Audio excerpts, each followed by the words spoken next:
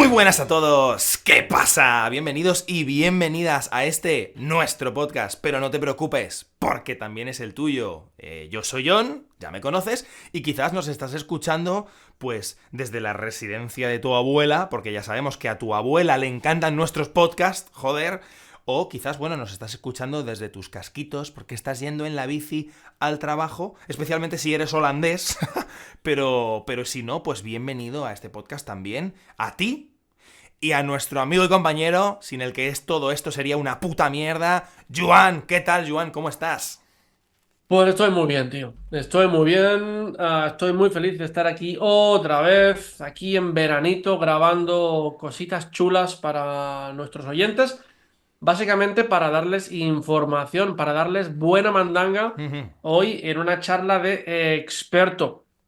Sí, Hoy nos sí. ponemos un poco más serios de lo normal, ¿eh? Uf, pero a mí me encantan las charlas de experto, tío. Me gustan mucho porque en las anteriores hemos aprendido tantísimo y yo sé que los oyentes han aprendido tantísimo que estoy seguro de que han pensado, joder, yo no sabía que en España habían pasado tantas cosas, tío. Y más que van a pasar. Y más que van a pasar, efectivamente, porque ¿de qué nos vienes a hablar hoy? Porque otra vez eres tú el experto que nos viene a hablar de cosas. Bueno, pues mira, pues me ha tocado el rol de experto en esta vida, pues voy a cogerlo y voy a exprimirlo, ¿no? Pero en las últimas sesiones de experto estábamos, ¿no? Intentando entender, ¿no? Este conflicto eterno, entre España y Cataluña, ¿no?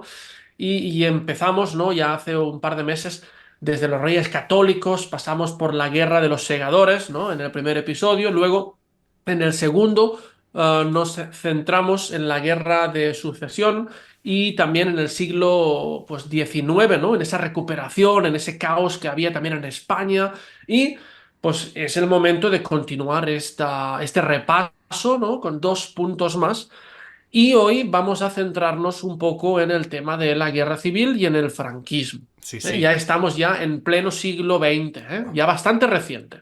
Muy reciente para la historia moderna y para todos nosotros, tío, porque ha tenido un impacto que ha llegado hasta incluso las generaciones que nacen hoy en día en España, ¿no? Pero antes de que el oyente se emocione demasiado con van a hablar de la guerra civil, ¿no? Y del franquismo, tranquilo. Si no has escuchado los dos podcasts anteriores, deberías. Porque entonces, si escuchas este podcast sin escuchar los dos anteriores, aunque probablemente va a tener mucho sentido, pues te estás perdiendo mucha información, te estás perdiendo muchas cosas que están relacionadas, ¿no, Joan?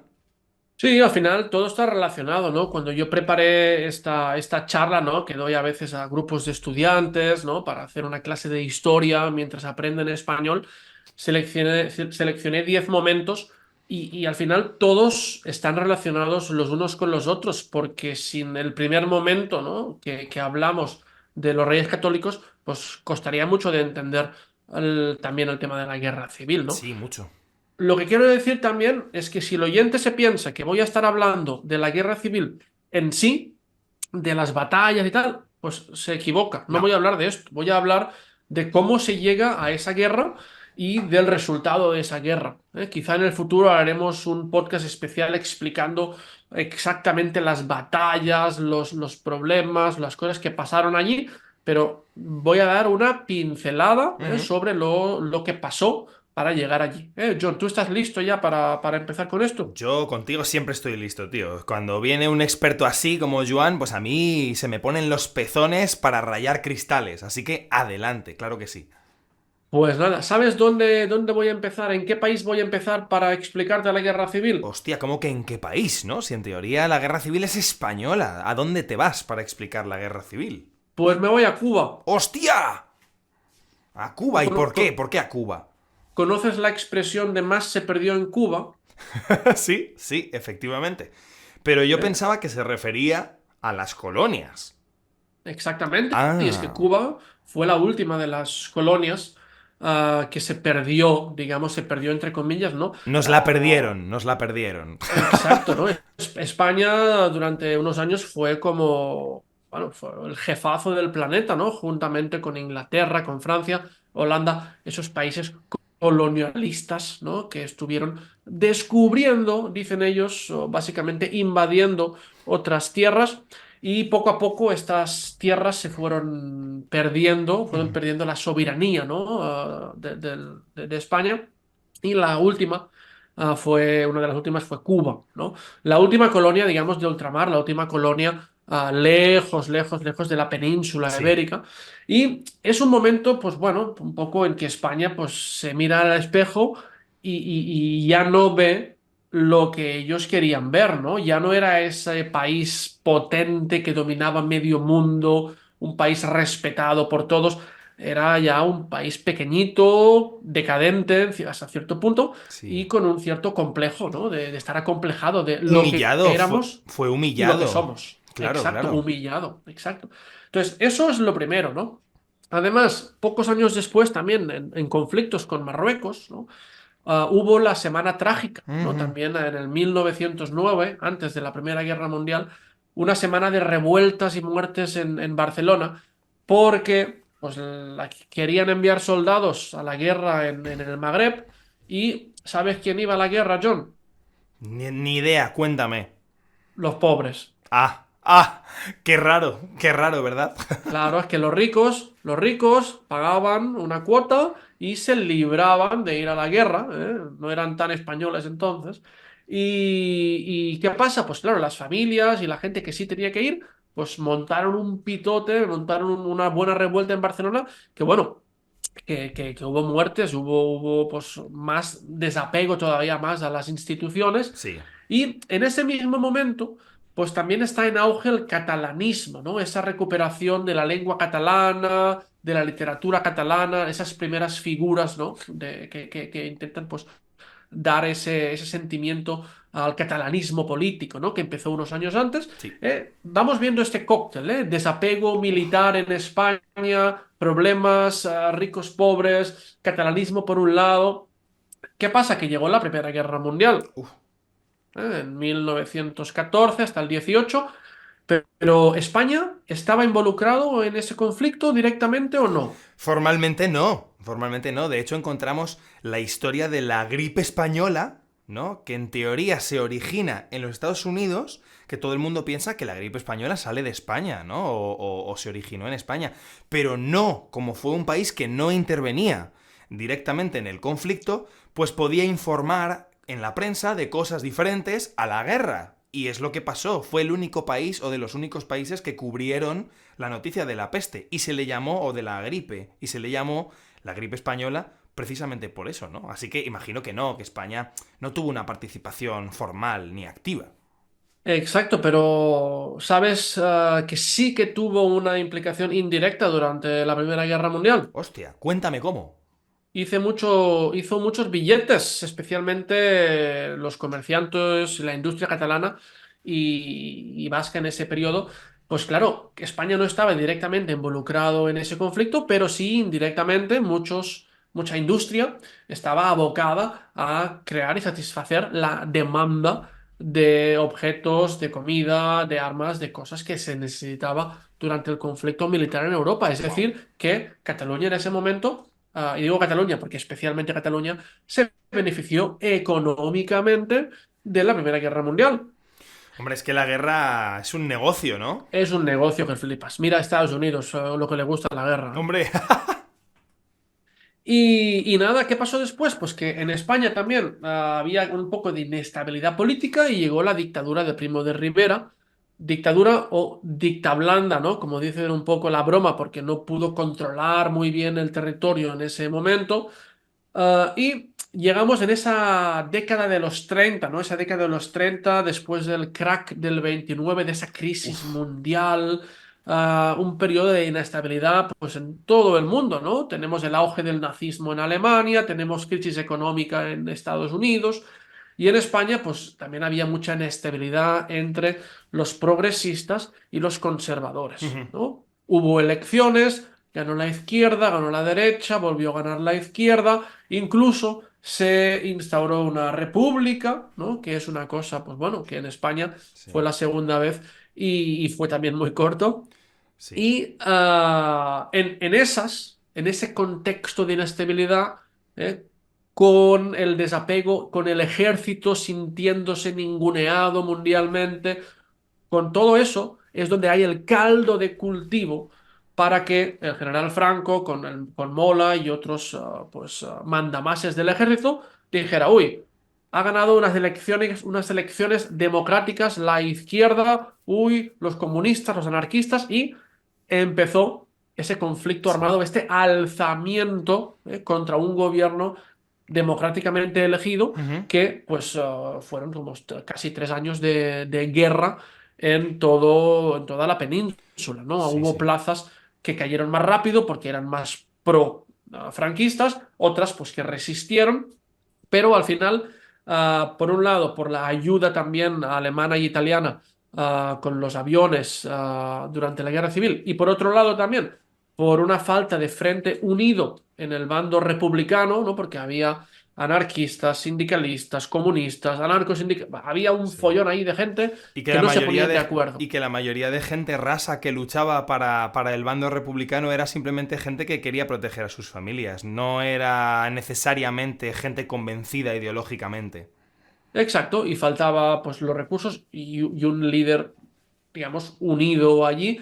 Eso provocó problemas, ¿no? Entre la CNT y pues a los que estaban por ahí. Y al final, pues Franco fue el que salió ganador de ese conflicto y Sí. en el final de enero, principio de febrero del 39, ya había el franquismo como instaurado, la guerra ya se había terminado, ¿no? Y eso es un conflicto que no es per se Cataluña contra España, No. pero sí que indirectamente lo era, porque Cataluña fue pues, uno de los últimos territorios, también porque geográficamente la retirada fue hacia Francia, entonces pasaron por Cataluña, hubo mucha muerte allí.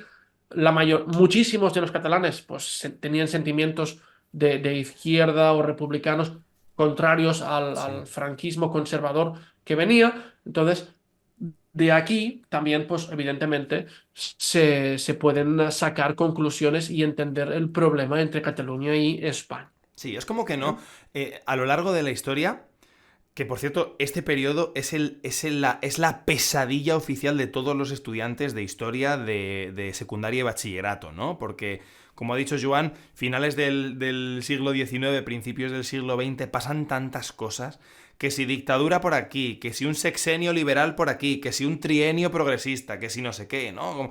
Y de repente llegamos a la conclusión, como decía antes, que es una sucesión de episodios de malestar, ¿no? Hacia... Inestabilidad política. Yo Ujú. lo que explico aquí para los oyentes, para no complicarlo y no poner, pues cada 2 o 3 años, cambio progresista, conservador, manda había una inestabilidad de cojones. Ujú. Entre los que querían el poder, los viejos conservadores, los Sí, que tenían ideas liberales. Entonces era un follón y pues vinieron los que tenían poder y eran conservadores y pues pusieron las armas sobre la mesa y consiguieron pues eliminar al otro bando. Y sí. llegamos al siguiente punto del que tenemos que hablar hoy. ¿Qué pasó después de la guerra civil? ¿Lo sabes? Pues la posguerra, ¿no? Por desgracia. Exacto. El franquismo Eso durante la es. posguerra. Eso es. Exacto. Es de lo que más me ha hablado mi abuela, que en paz descanse, de toda su vida, ¿eh? O sea, todos sus recuerdos parece que se centran en los años de posguerra. Posguerra y dictadura franquista, por supuesto, hasta 1975, que estamos hablando de 1939, que es cuando termina la guerra, hasta 1975. Es una burrada de tiempo, son prácticamente 40 años. Sí, sí, sí, tal cual, tal cual. Entonces es normal, ¿no? Que la gente que vivió en esa época, especialmente los que eran niños en esa época y tuvieron que vivir, pues, tanto la guerra como los primeros años de posguerra, que fueron los más duros, Los pues brutales. es un recuerdo que quieras que no, lo tienes ahí Sí. para siempre, ¿no? Esta gente no tenía psicólogos en esa época. Mm-mm. No, y si hubiera habido psicólogos, habrían estado en las mismas situaciones, buscando comida en la basura, trabajando para los ricos. Mis abuelas, por ejemplo, sobrevivieron siendo niñas asalariadas de casas ricas. Sí, al final cada uno tenía que intentar buscarse la vida en una época donde faltaba comida, Sí, había todavía persecución, entonces era complicado, ¿no? sí. Lo que llevó el franquismo, básicamente, si lo miramos desde esa perspectiva que estamos tratando de Cataluña y España, es terrible, ¿no? Es uno de los momentos más difíciles y uno de los grandes problemas para que Cataluña y España se lleven bien. Sí, Básicamente, en la época del franquismo hubo pues un intento contra todas las libertades individuales, contra la cultura catalana, contra la lengua catalana, contra la educación catalana, en un deseo de unificación de España, ¿no? En un intento que es un intento que ha sido en cierto modo recurrente en la historia, pero que no tiene sentido si pensamos en cómo se ha formado España como país, porque España se formó a partir de la unión de diferentes pueblos, pueblos que continuaron haciendo sus cosas sí, en su lengua y en su cultura hasta la guerra de sucesión, donde hubo un intento de unificar que no funcionó que no muy bien funcionó. a nivel cultural y lingüístico, no funcionó a nivel administrativo, podemos discutirlo, pero el franquismo fue un paso más allá y pues obligó ya en las escuelas a usarse el español, se perseguía todo lo que olía a catalán, cualquier acto de cultura catalana estaba prohibido, entonces se intentó erradicar esto. Evidentemente, después de una guerra y cuando te están prohibiendo tu propia lengua, cultura y todo lo que ha sido tuyo durante tantísimos cientos de años, pues esto crea malestar, Sí, ¿eh? Crea malestar. Y además, para entender este proceso entre Cataluña y España, tenemos que pensar que hubo una migración muy fuerte durante los años 60 especialmente, también en los 50, pero especialmente la grande fue en los años 60, donde muchísima gente en los 50 y 60 dejó zonas de Castilla-La Mancha, de Andalucía, de Extremadura, especialmente estas zonas, para irse a Cataluña. es de donde Y viene toda por- mi familia, Exacto, prácticamente. y mis abuelos maternos también vinieron de Castilla-La Mancha, Sí, vinieron de Albacete. Yo me acuerdo de mi abuelo materno, ya en sus últimos días, ¿no? Cuando yo ya mira, era mayor, evidentemente, contándome pues, que él pues, se fue de Albacete, de Casas Ibáñez, porque, bueno, pues pasaba mucha hambre y él recuerda como niño con sus hermanos pasar hambre. Y ese sentimiento le afectó toda su vida, ¿no? sí. Y su forma de ser y su forma de siempre pensar en ahorrar, en guardar, porque quizá viene una época de dificultades, ¿no? Y eso, hoy en día hacemos broma, venga, no seas tacaño, tal. Pero claro, este pobre hombre tuvo un trauma increíble durante Ya, su niñez, ya. ¿no? De vivir en un periodo de escasez. Yo no soy rico, pero a mí no me ha faltado nunca de nada. Mis padres, trabajadores, han trabajado deslomándose cada día para poder pagar la comida, una casa, la universidad del niño. Claro, para él eso era trabajar en un campo Sí. y casi casi no poder plantar ni comer nada, ¿no? Eso creo que lo hemos hablado en algún podcast, ¿no? El por qué las abuelas insisten en llenarnos la panza de comida a los nietos cuando visitamos su casa, ¿no? La persona que ha pasado hambre va a reflejar esto en toda su vida posterior, ¿no? Ella probablemente está pensando, bueno, yo te estoy dando la comida que yo no pude tener, ¿no?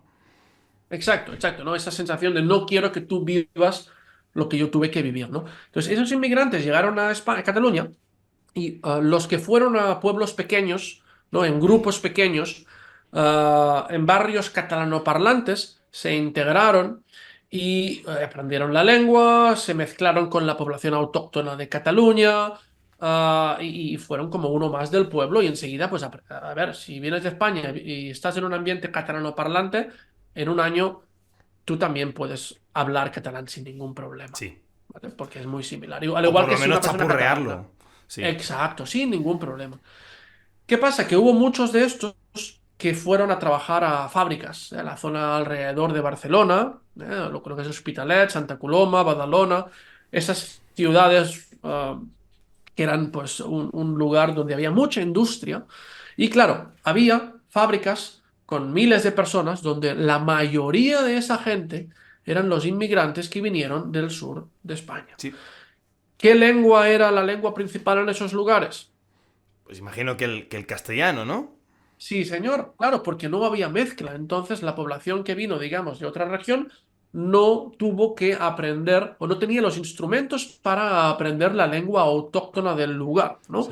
Entonces, eso tiene una connotación muy importante en el presente, ¿no? Sí. Porque es la primera vez que en Cataluña han coexistido los dos idiomas. Antes se hablaba solamente catalán, siempre. Incluso cuando los intentos de los otros reyes de...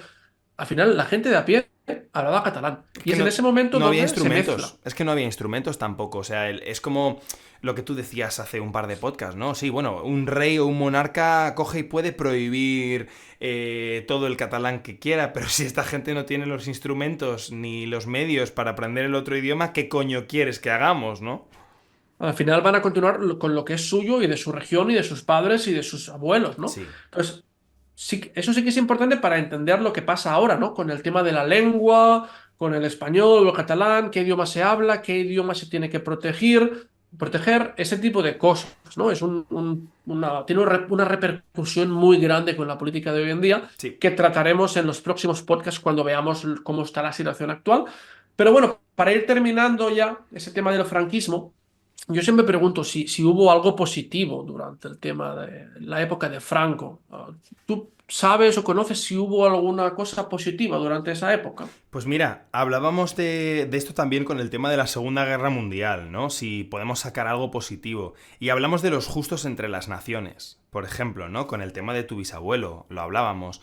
Hubo gente que se dedicó a salvar a judíos y a sacarlos de los países donde hacían un holocausto o hacían una criba racial.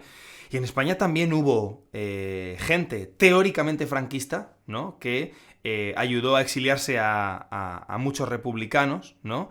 Y había mucha ocultación en general, ¿no? Entre republicanos especialmente, ¿no? Porque yo conozco muchas familias que han sido republicanas durante la guerra, ¿no? Y especialmente, pues, amigos y amigas que se casaban entre ellos porque uno era homosexual y tenía que encubrir su identidad, ¿no? Completamente, porque en el régimen había un ultracatolicismo, ¿no? Entonces yo sí que creo que durante este episodio de la historia de España se despertaron muchas solidaridades, ¿no?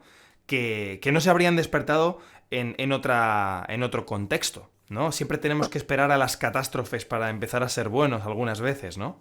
Digamos que esto sacó lo mejor y lo peor de la gente, Sí, ¿no? Por un lado absolutamente. sacó lo peor de la gente ultranacionalista, aférrima, que quiso delatar a la gente, aunque fueran sus amigos de toda la vida, y al contrario, gente que aún teniendo un poco ideas diferentes, pues se Ujú. ayudaban porque creían que eso era demasiado, ¿no? Sí, sí, sí. Yo lo que digo es que, claro, la gente dice, ya, es que con Franco se vivía mejor porque había trabajo para todo el mundo. Y yo digo, claro, había trabajo porque la mitad de la gente estaba muerta o estaba en el exilio o Sí. eran esclavos, estaban trabajando forzados. Entonces, claro que había trabajo para todos, no me jodas, Sí, ¿no? sí, sí.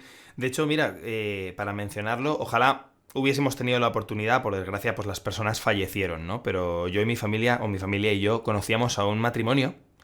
Él era gay y ella era lesbiana. Y se casaron juntos durante la guerra. No la guerra, sino el franquismo, perdón. Para evitar sospechas, ¿no? Y mientras tanto ellos seguían practicando el amor libre, ¿no? Pero estaban ellos casados. Nunca se separaron. Nunca se separaron, porque eran amigos. Y mira, sobrevivieron una dictadura franquista, ¿no? Juntos. Así que historias así creo que solo las podemos ver en episodios como este. Exacto. Y nada, al final, pues Franco murió en la cama, ¿no? Que eso a mí es una de las cosas que más rabia tampoco, pero al final lo miras desde la perspectiva histórica. Sí, Pero es una lástima, ¿no? Que una persona que ha dado un golpe de Estado, una persona que ha atentado contra la vida de tantas personas, sí. que ha aniquilado tantísima gente de forma directa o indirecta, pueda vivir tan bien durante 40 años, enriquecerse, morir en la cama de viejo y de enfermo, que sus sucesores continúen según lo que él haya decidido. Y también es uno de los problemas que tenemos para entender hoy, pues, Cataluña, ¿no? Cómo se terminó el franquismo.